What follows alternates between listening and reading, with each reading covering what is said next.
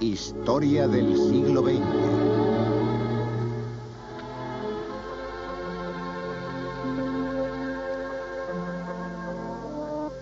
En los años 60, dos de los hombres más poderosos del mundo eran el presidente de los Estados Unidos de América y el primer ministro y líder del Partido Comunista de la Unión Soviética. Kennedy y Khrushchev. En el otoño de 1962, ambos se enfrentaron a causa de una isla del Caribe cercana a los Estados Unidos y por primera vez desde 1945 condujeron al mundo al borde de una guerra nuclear. La isla se llamaba Cuba. Hasta 1959 su capital, La Habana, había sido el centro de una dictadura militar bajo el presidente Batista. Había llegado al poder en 1952. Al principio, Batista había prometido reformas, pero en cambio su gobierno empleó la fuerza y fue cayendo en la corrupción. Cuba, conocida en todo el Nuevo Mundo como el lugar predilecto de los americanos adinerados, estaba adaptada a sus gustos y necesidades. La influencia de los Estados Unidos no terminaba en las pistas de las salas de fiestas. Era el factor dominante de la vida cubana. Las inversiones americanas eran enormes y suponían una gran fuente de influencia y poder en la isla. Los norteamericanos eran propietarios también de la mayor parte de las haciendas más importantes. Sin embargo, en el campo, los campesinos cubanos no tenían tierras, carecían de maquinaria y vivían en la pobreza. La economía se basaba en el azúcar. Solo cuando se daba una buena cosecha y los precios del azúcar en el mundo eran altos, podía Cuba estar tranquila. El símbolo más importante de la influencia americana estaba en la bahía de Guantánamo, con su enorme base aérea y naval cedida a Estados Unidos por espacio de 99 años. A finales de los 50, Batista actuaba cada vez con más dureza, presionando implacablemente a sus adversarios políticos. Entonces, en diciembre de 1956, unos cuantos revolucionarios contrarios a su régimen, encabezados por Fidel Castro, llegaron a Cuba. Fue un desastre. Muchos de ellos fueron aplastados por las tropas de Batista, pero algunos lograron escapar a las montañas de Sierra Maestra, un lugar remoto, inaccesible y seguro. Allí fue donde Castro empezó a construir una base revolucionaria. Convenció a muchos de los habitantes de la zona para que le apoyaran y les adoctrinó sobre sus objetivos políticos.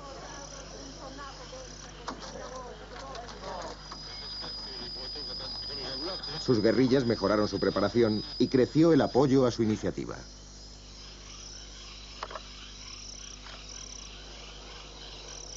En 1958, un contingente compuesto por solo 300 hombres fue capaz de resistir una importante acción del ejército cubano destinada a acabar con ellos. Después de esto, la derrota de Batista era solo cuestión de tiempo. Sucedió en enero de 1959. El desfile victorioso de Castro en La Habana debió parecer un cuento de hadas convertido en realidad. El ejército y el gobierno de Batista habían sido derribados en el espacio de 2 años. Castro solo tenía 32 años y parecía encarnar una nueva esperanza. Una de las primeras medidas que tomó fue castigar a los responsables de las atrocidades cometidas bajo el régimen de Batista. Estaba claro que los acusados iban a ser declarados culpables y muchos de ellos sin duda lo eran. Castro también aspiraba a la independencia económica y exigió el fin de la explotación extranjera.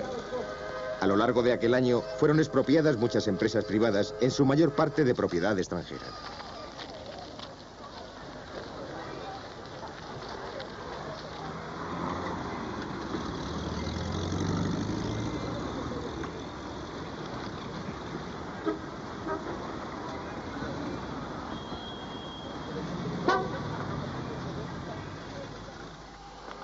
A medida que fue ampliándose este proceso de nacionalización, la embajada norteamericana aconsejó a sus ciudadanos que abandonaran el país. Finalmente, el mismo embajador norteamericano se fue de Cuba en octubre, dejando vacía su flamante embajada en La Habana. Los vínculos económicos de los que había dependido Cuba, para bien o para mal, durante más de 100 años, habían sido rotos. Ese modo de vida había llegado a su fin.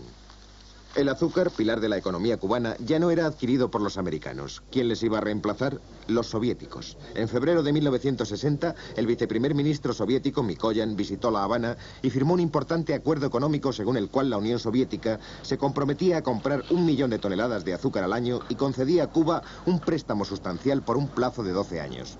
Nada habría podido marcar el giro político de Cuba de un modo más determinante. La isla se había convertido así en un problema político que iba a perseguir al nuevo presidente americano en Washington desde el mismo día de su juramento.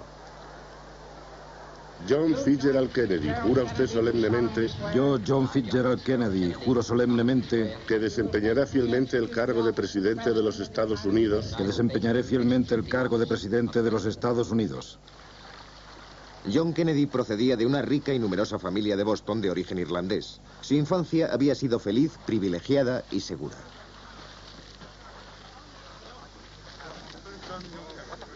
El joven Kennedy también se convirtió pronto en un triunfador en los círculos sociales. Ahí parecían empezar y terminar sus preocupaciones. En 1941 se alistó en la Marina y más tarde combatió en la Guerra del Pacífico. Sus experiencias durante ese periodo en el que fue hundido su torpedero y él mismo resultó herido, debiendo afrontar una recuperación lenta y dolorosa, contribuyeron sin duda a su madurez y su serenidad de espíritu. Tras la guerra, en 1946, decidió dedicarse a la política en su estado natal de Massachusetts y fue elegido para el Congreso un año después.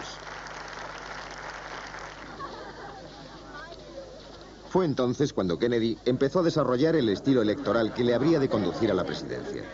Con el apoyo de la oposición y el dinero de la familia Kennedy, añadido a su propio encanto e inteligencia personales, no podía fracasar. En 1952 fue elegido para el Senado. En 1953 se casó con Jacqueline Bouvier, tan bella como atractivo era el propio Kennedy. La brillante trayectoria de Kennedy dio un paso más con su designación en 1960 como candidato a la presidencia por el Partido Demócrata. Y ante ustedes su candidato y próximo presidente de los Estados Unidos, John Fitzgerald Kennedy. La batalla por la presidencia fue dura y cerrada, pero en enero de 1961 Kennedy se convirtió en el 35º presidente de los Estados Unidos. Quiero que todas las naciones, amigas o no, sepan que estamos dispuestos a pagar cualquier precio, soportar cualquier carga, afrontar cualquier dificultad, apoyar a cualquier amigo, combatir cualquier chantaje para asegurar la salvaguardia y el triunfo de la libertad. Su triunfal elección pronto se vio enturbiada por los problemas reales que se cernían sobre él y muy en especial la cuestión cubana. América estaba dividida. Algunos apoyaban a los grupos contrarios a Castro, otros creían en la revolución. En abril de 1961, 1.400 exiliados cubanos, entrenados y apoyados en secreto por los americanos, desembarcaron en la bahía de Cochinos de Cuba con el fin de derrocar el gobierno de Castro. La invasión solo duró 3 días y supuso un fracaso total. Sin embargo, Kennedy asumió, no sin cierta arrogancia, la responsabilidad e incluso trató de justificar la acción. Ya otras veces he insistido en que se trata de la lucha de patriotas cubanos contra un dictador cubano. Aunque, como es natural, no hayamos ocultado nuestras simpatías, hemos dejado bien claro que las Fuerzas Armadas de este país no intervendrían en manera alguna.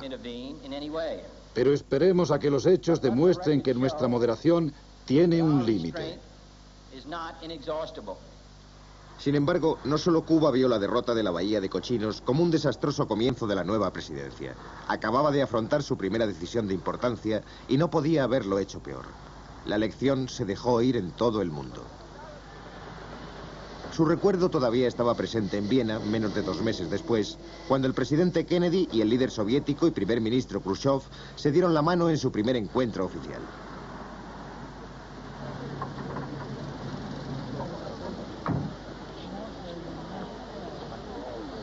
La reunión les dio la oportunidad de medir sus fuerzas. Los 2 líderes fueron prácticamente los únicos en hablar. Khrushchev no hizo concesiones. Kennedy sintió que no le había impresionado mucho. Hay quien cree que en Viena, Khrushchev, que entonces atravesaba un momento excepcional de poder y prestigio, decidió que Kennedy era un joven que podía ser manejado, especialmente por él. Nikita Khrushchev había llegado al poder supremo desde la pobreza. Su familia vivía en la cuenca del Donetsk, Ucrania, donde su padre trabajaba en las minas de carbón. Las condiciones de vida eran sumamente duras. Khrushchev empezó a trabajar a los 15 años como aprendiz de ingeniero. Comenzó a interesarse por la política activa y participó en algunas huelgas siendo despedido. Durante la Revolución de Octubre de 1917 organizó las milicias de trabajadores conocidas como Guardia Roja. En 1916 ingresó en el Partido Comunista y fue nombrado comisario subalterno del ejército. En 1925 era delegado de distrito del partido. En 1934 fue elegido miembro del Comité Central del Soviet. Como líder del partido en Moscú, fue responsable de la construcción del metro de Moscú, que daría fama a Stalin. El éxito de esta iniciativa corroboró la capacidad de Khrushchev para organizar e impulsar la labor de otros y al mismo tiempo reforzó la confianza de Stalin en él. Pero el momento determinante de su trayectoria se produjo en Stalingrado durante la Segunda Guerra Mundial. Cuando la derrota parecía inminente, Khrushchev asumió la responsabilidad de la ciudad sitiada, manteniendo los suministros, logrando que las fábricas no dejaran de funcionar y contribuyendo a organizar su acertada defensa. El 21 de diciembre, cuando Stalin cumplió 70 años, Khrushchev ya había alcanzado la máxima categoría del poder soviético. Estaba además muy bien situado en la lucha por suceder a Stalin. De hecho, cuando murió Stalin, Khrushchev formaba parte del grupo que asumió el poder, pero pronto logró superar en estrategia a sus rivales al protagonizar la visita a la China de Mao Zedong como uno de los dos líderes de la Unión Soviética. En sus viajes oficiales adoptó un estilo muy espectacular e inmediato que siempre destacaba en las primeras páginas de la actualidad. Aunque compartía el poder, se le identificaba prácticamente con el liderazgo absoluto. En su país, su estilo también era diferente a lo habitual. Stalin nunca se había preocupado en conocer de cerca a su pueblo, ni había coqueteado con la popularidad. Pero Khrushchev quería contar con el apoyo popular y ello exigía una nueva actitud por su parte. En 1956 dio su paso más atrevido en esa dirección al atacar el mandato de Stalin y desvelar algunos de los crímenes cometidos durante aquellos años. Al mismo tiempo, auspició la coexistencia pacífica con Occidente. Por otra parte, Khrushchev se propuso desafiar el rol dominante de Estados Unidos en el mundo. El lanzamiento del primer satélite espacial en 1957 colocó claramente a la Unión Soviética en cabeza de la carrera con los Estados Unidos por la conquista del espacio. En septiembre, Khrushchev se convirtió en el primer líder soviético que visitaba Norteamérica. En nombre del gobierno y del pueblo de América, quiero expresar la esperanza de que tanto ellos como usted encuentren interesante y útil su estancia entre nosotros. La visita tenía como principal objetivo convencer a los americanos de que la Unión Soviética deseaba vivir en paz con los Estados Unidos. Todo se desarrolló con una gran cordialidad. Pero los americanos seguían enviando sus aviones U-2 en misiones secretas para fotografiar la Unión Soviética. En 1960, los soviéticos derribaron uno de estos aparatos y llevaron a juicio a su piloto. Las consecuencias fueron desastrosas. En París, Khrushchev se declaró defraudado por lo que consideraba como una traición por parte de los americanos, abandonando la conferencia cumbre de líderes mundiales tan minuciosamente preparada. En otra reunión, denunció a los americanos y a su agente. La tensión mundial se agravaba a pasos agigantados. Las cosas no estaban mucho mejor en las Naciones Unidas 3 meses más tarde. El Reino Unido aceptará gustosamente cualquier forma de inspección o control que apruebe la Unión Soviética.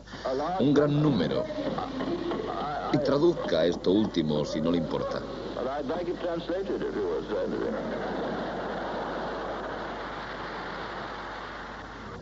Así era el hombre de 65 años que en junio de 1961 conoció al presidente americano, 20 años más joven, en Viena. Kennedy no le subestimó. A su regreso a los Estados Unidos, ordenó inmediatamente un aumento de las tropas de persuasión norteamericanas dentro y fuera del país. Entre 1961 y 1962, Kennedy triplicó el presupuesto de defensa. Berlín fue el detonante de la siguiente crisis.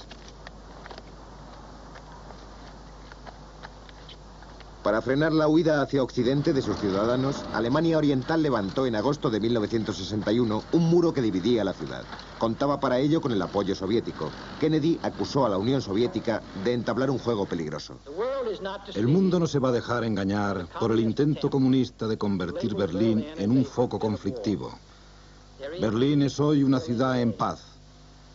El origen de la tensión y el conflicto está en Moscú, no en Berlín. Y si estalla una guerra, lo habrá hecho desde Moscú, no desde Berlín. Otra amenaza a la paz iba a cernirse aún sobre el mundo. La Cuba de Fidel Castro dependía cada vez más de la ayuda militar y económica de Khrushchev. La cuestión estaba en saber qué tipo de armas estaban suministrando los soviéticos. En agosto de 1962, un U-2 americano fue enviado con la misión de sobrevolar Cuba. Sus cámaras desvelaron la existencia de cohetes y bombarderos nucleares soviéticos instalados allí. Había dos tipos de misiles, de medio y largo alcance. Una vez lanzados, tales misiles podían alcanzar ciudades norteamericanas tan alejadas como Los Ángeles en el oeste y Washington en el este. Winnipeg, Chicago, Nueva York, también quedaban dentro de su campo de acción, así como Brasil en América del Sur. ¿Qué debía hacer Kennedy? Durante cerca de una semana consultó a sus asesores.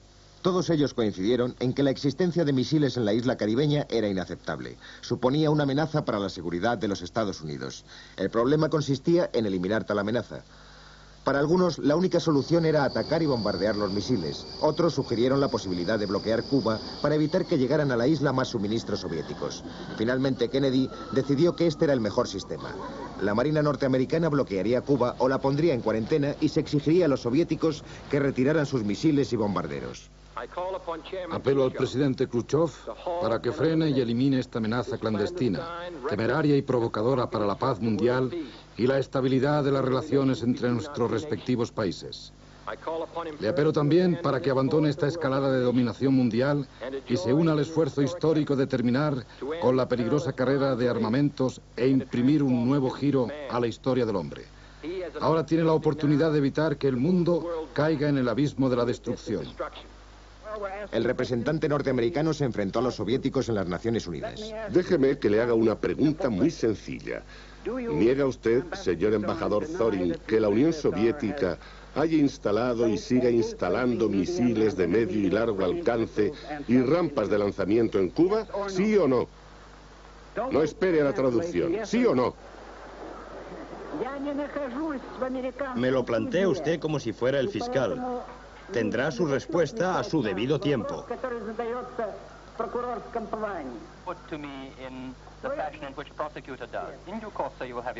Está usted aquí y ahora ante el jurado de la opinión pública mundial y puede contestar sí o no. Ha negado usted que existan tales misiles, ¿no? Me gustaría saber si usted, si lo ha entendido correctamente. Querría traducir. Estimado colega, puede usted seguir con su intervención. Tendrá su respuesta a su debido tiempo. Estoy dispuesto a esperar esa respuesta hasta el día del juicio final si es necesario. Mientras continuaba el debate público, los líderes americanos y soviéticos se mantenían en contacto. En una carta enviada un día más tarde, Khrushchev acusaba a Kennedy de amenazarle a él y a la Unión Soviética con el bloqueo, posibilidad que no estaba dispuesta a permitir. Los Estados Unidos, decía en la carta, están empujando a la humanidad hacia el abismo de una guerra nuclear a escala mundial. En realidad, el envío de cohetes rusos a Cuba pronto empezó a disminuir, con lo que la Unión Soviética daba a entender que no se iba a arriesgar a provocar un bloqueo por parte de Estados Unidos. Pero Kennedy aún tenía que deshacerse de los misiles y así se lo hizo saber. Khrushchev envió entonces dos mensajes. Uno era razonable, el otro no hacía concesiones. En el primero decía que si Kennedy prometía que los Estados Unidos no iban a atacar Cuba y levantaba el bloqueo de la isla, la cuestión de la retirada o destrucción de las rampas de misiles se plantearía de un modo totalmente distinto. Kennedy aceptó los términos de la primera carta y el 28 de octubre los rusos ordenaron la retirada de sus naves junto con los misiles. Las rampas de lanzamiento emplazadas en Cuba fueron desmanteladas y el mundo logró evitar así la inminencia de una guerra nuclear. Ahora se abrían nuevos caminos para el entendimiento. Debemos plantear nuestra política de modo que el interés de los comunistas esté como el nuestro en aceptar una paz genuina. Y sobre todo, mientras defendemos nuestros respectivos intereses vitales, las potencias nucleares debemos evitar confrontaciones que puedan desembocar para el adversario en la necesidad de elegir entre una retirada deshonrosa y una guerra nuclear. Permitir ese tipo de escaladas en nuestra era no solo sería una demostración de la bancarrota de nuestra política, sino una sentencia de muerte colectiva.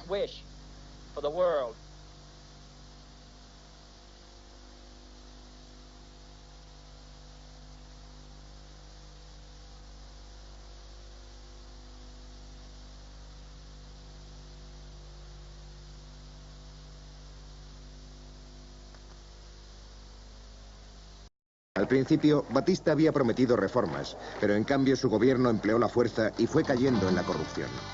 Cuba, conocida en todo el Nuevo Mundo como el lugar predilecto de los americanos adinerados, estaba adaptada a sus gustos y necesidades. La influencia de los Estados Unidos no terminaba en las pistas de las salas de fiestas. Era el factor dominante de la vida cubana. Las inversiones americanas eran enormes y suponían una gran fuente de influencia y poder en la isla. Los norteamericanos eran propietarios también de la mayor parte de las haciendas más importantes. Sin embargo, en el campo, los campesinos cubanos no tenían tierras, carecían de maquinaria y vivían en la pobreza. La economía se basaba en el azúcar. Solo cuando se daba una buena cosecha y los precios del azúcar en el mundo eran altos, podía Cuba estar tranquila. El símbolo más importante de la influencia americana estaba en la bahía de Guantánamo, con su enorme base aérea y naval, cedida a Estados Unidos por espacio de 99 años. A finales de los 50, Batista actuaba cada vez con más dureza, presionando implacablemente a sus adversarios políticos. Entonces, en diciembre de 1956, unos cuantos revolucionarios contrarios a su régimen, encabezados por Fidel Castro, llegaron a Cuba. Fue un desastre. Muchos de ellos fueron aplastados por las tropas de Batista, pero algunos lograron escapar a las montañas de Sierra Maestra, un lugar remoto, inaccesible y seguro. Allí fue donde Castro empezó a construir una base revolucionaria. Convenció a muchos de los habitantes de la zona para que le apoyaran y les adoctrinó sobre sus objetivos políticos.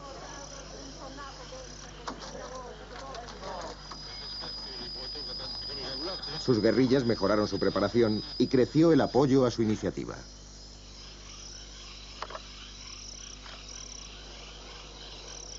En 1958, un contingente compuesto por solo 300 hombres fue capaz de resistir una importante acción del ejército cubano destinada a acabar con ellos. Después de esto, la derrota de Batista era solo cuestión de tiempo. Sucedió en enero de 1959. El desfile victorioso de Castro en La Habana debió parecer un cuento de hadas convertido en realidad. El ejército y el gobierno de Batista habían sido derribados en el espacio de 2 años. Castro solo tenía 32 años y parecía encarnar una nueva esperanza. Una de las primeras medidas que tomó fue castigar a los responsables de las atrocidades cometidas bajo el régimen de Batista. Estaba claro que los acusados iban a ser declarados culpables y muchos de ellos sin duda lo eran.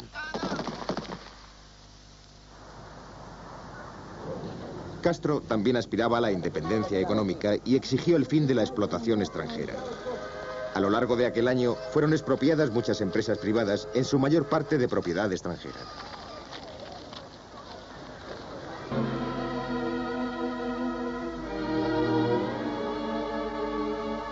Historia del siglo XX.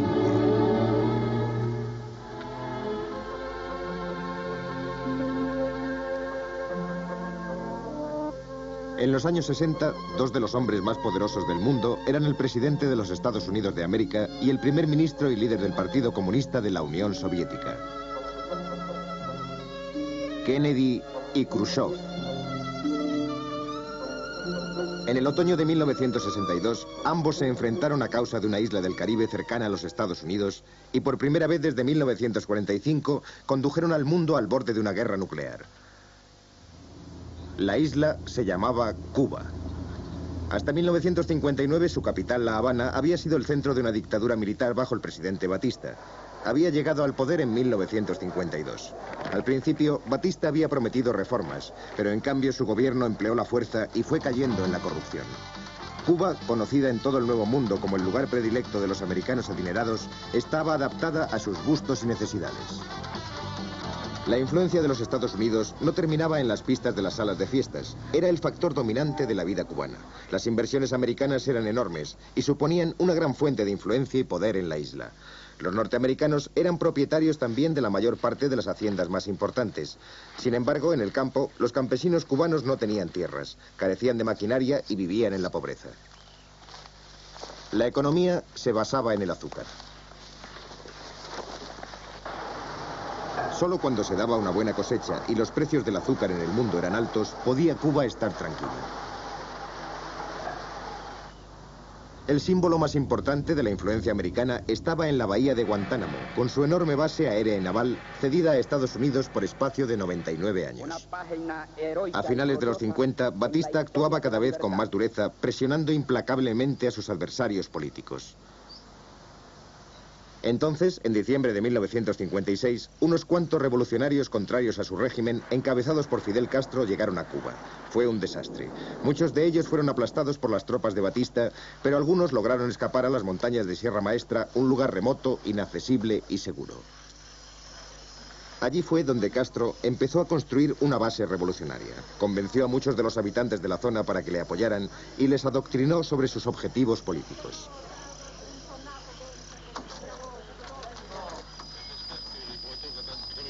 Sus guerrillas mejoraron su preparación y creció el apoyo a su iniciativa.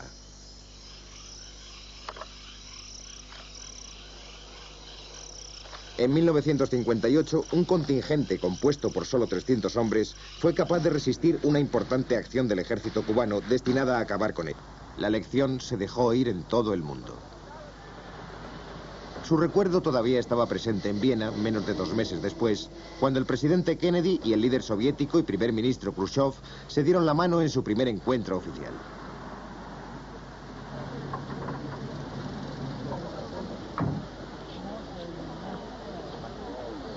La reunión les dio la oportunidad de medir sus fuerzas. Los dos líderes fueron prácticamente los únicos en hablar. Khrushchev no hizo concesiones. Kennedy sintió que no le había impresionado mucho. Hay quien cree que en Viena, Khrushchev, que entonces atravesaba un momento excepcional de poder y prestigio, decidió que Kennedy era un joven que podía ser manejado, especialmente por él. Nikita Khrushchev había llegado al poder supremo desde la pobreza. Su familia vivía en la cuenca del Donetsk, Ucrania, donde su padre trabajaba en las minas de carbón. Las condiciones de vida eran sumamente duras. Khrushchev empezó a trabajar a los 15 años como aprendiz de ingeniero. Comenzó a interesarse por la política activa y participó en algunas huelgas siendo despedido. Durante la Revolución de Octubre de 1917 organizó las milicias de trabajadores conocidas como Guardia Roja. En 1916 ingresó en el Partido Comunista y fue nombrado comisario subalterno del ejército. En 1925 era delegado de distrito del partido. En 1934 fue elegido miembro del Comité Central del Soviet. Como líder del partido en Moscú, fue responsable de la construcción del metro de Moscú, que daría fama a Stalin. El éxito de esta iniciativa corroboró la capacidad de Khrushchev para organizar e impulsar la labor de otros y al mismo tiempo reforzó la confianza de Stalin en él. Pero el momento determinante de su trayectoria se produjo en Stalingrado durante la Segunda Guerra Mundial. Cuando la derrota parecía inminente, Khrushchev asumió la responsabilidad de la ciudad sitiada, manteniendo los suministros, logrando que las fábricas no dejaran de funcionar y contribuyendo a organizar su acertada defensa. El 21 de diciembre, cuando Stalin cumplió 70 años, Khrushchev ya había alcanzado la máxima categoría del poder soviético. Estaba además muy bien situado en la lucha por suceder a Stalin. De hecho, cuando murió Stalin, Khrushchev formaba parte del grupo que asumió el poder, pero pronto logró superar en estrategia a sus rivales al protagonizar la visita a la China de Mao Zedong como uno de los dos líderes de la Unión Soviética. En sus viajes oficiales adoptó un estilo muy espectacular e inmediato que siempre destacaba en las primeras páginas de la actualidad. Aunque compartía el poder, se le identificaba prácticamente con el liderazgo absoluto. En su país, su estilo también era diferente a lo habitual. Stalin nunca se había preocupado en conocer de cerca a su pueblo, ni había coqueteado con la popularidad. Pero Khrushchev quería contar con el apoyo popular y ello exigía una nueva actitud por su parte. Estados Unidos de América y el primer ministro y líder del Partido Comunista de la Unión Soviética. Kennedy y Khrushchev. En el otoño de 1962, ambos se enfrentaron a causa de una isla del Caribe cercana a los Estados Unidos y por primera vez desde 1945 condujeron al mundo al borde de una guerra nuclear. La isla se llamaba Cuba. Hasta 1959 su capital, La Habana, había sido el centro de una dictadura militar bajo el presidente Batista. Había llegado al poder en 1952. Al principio, Batista había prometido reformas, pero en cambio su gobierno empleó la fuerza y fue cayendo en la corrupción. Cuba, conocida en todo el Nuevo Mundo como el lugar predilecto de los americanos adinerados, estaba adaptada a sus gustos y necesidades. La influencia de los Estados Unidos no terminaba en las pistas de las salas de fiestas. Era el factor dominante de la vida cubana. Las inversiones americanas eran enormes y suponían una gran fuente de influencia y poder en la isla. Los norteamericanos eran propietarios también de la mayor parte de las haciendas más importantes. Sin embargo, en el campo, los campesinos cubanos no tenían tierras, carecían de maquinaria y vivían en la pobreza. La economía se basaba en el azúcar. Solo cuando se daba una buena cosecha y los precios del azúcar en el mundo eran altos, podía Cuba estar tranquila. El símbolo más importante de la influencia americana estaba en la bahía de Guantánamo, con su enorme base aérea y naval, cedida a Estados Unidos por espacio de 99 años. A finales de los 50, Batista actuaba cada vez con más dureza, presionando implacablemente a sus adversarios políticos. Entonces, en diciembre de 1956, unos cuantos revolucionarios contrarios a su régimen, encabezados por Fidel Castro, llegaron a Cuba. Fue un desastre. Muchos de ellos fueron aplastados por las tropas de Batista, pero algunos lograron escapar a las montañas de Sierra Maestra, un lugar remoto, inaccesible y seguro. Allí fue donde Castro empezó a construir una base revolucionaria. Convenció a muchos de los habitantes de la zona para que le apoyaran y les adoctrinó sobre sus objetivos políticos.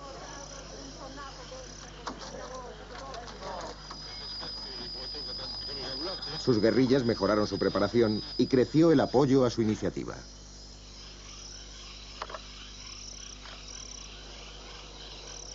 En 1958, un contingente compuesto por solo 300 hombres fue capaz de resistir una importante acción del ejército cubano destinada a acabar con ellos. Después de esto, la derrota de Batista era solo cuestión de tiempo. Sucedió en enero de 1959. El desfile victorioso de Castro en La Habana debió parecer un cuento de hadas convertido en realidad. El ejército y el gobierno de Batista habían sido derribados en el espacio de 2 años. El dinero de la familia Kennedy, añadido a su propio encanto e inteligencia personales, no podía fracasar. En 1952 fue elegido para el Senado. En 1953 se casó con Jacqueline Bouvier, tan bella como atractivo era el propio Kennedy. La brillante trayectoria de Kennedy dio un paso más con su designación en 1960 como candidato a la presidencia por el Partido Demócrata. Y ante ustedes su candidato y próximo presidente de los Estados Unidos, John Fitzgerald Kennedy. La batalla por la presidencia fue dura y cerrada, pero en enero de 1961 Kennedy se convirtió en el 35º presidente de los Estados Unidos. Quiero que todas las naciones, amigas o no, sepan que estamos dispuestos a pagar cualquier precio, soportar cualquier carga, afrontar cualquier dificultad, apoyar a cualquier amigo, combatir cualquier chantaje para asegurar la salvaguardia y el triunfo de la libertad. Su triunfal elección pronto se vio enturbiada por los problemas reales que se cernían sobre él y muy en especial la cuestión cubana. América estaba dividida. Algunos apoyaban a los grupos contrarios a Castro, otros creían en la revolución. En abril de 1961, 1.400 exiliados cubanos, entrenados y apoyados en secreto por los americanos, desembarcaron en la bahía de Cochinos de Cuba con el fin de derrocar el gobierno de Castro. La invasión solo duró 3 días y supuso un fracaso total. Sin embargo, Kennedy asumió, no sin cierta arrogancia, la responsabilidad e incluso trató de justificar la acción. Ya otras veces he insistido en que se trata de la lucha de patriotas cubanos contra un dictador cubano. Aunque, como es natural, no hayamos ocultado nuestras simpatías, hemos dejado bien claro que las Fuerzas Armadas de este país no intervendrían en manera alguna. Pero esperemos a que los hechos demuestren que nuestra moderación tiene un límite. Sin embargo, no solo Cuba vio la derrota de la bahía de Cochinos como un desastroso comienzo de la nueva presidencia. Acababa de afrontar su primera decisión de importancia y no podía haberlo hecho peor. La lección se dejó oír en todo el mundo. Su recuerdo todavía estaba presente en Viena, menos de 2 meses después, cuando el presidente Kennedy y el líder soviético y primer ministro Khrushchev se dieron la mano en su primer encuentro oficial.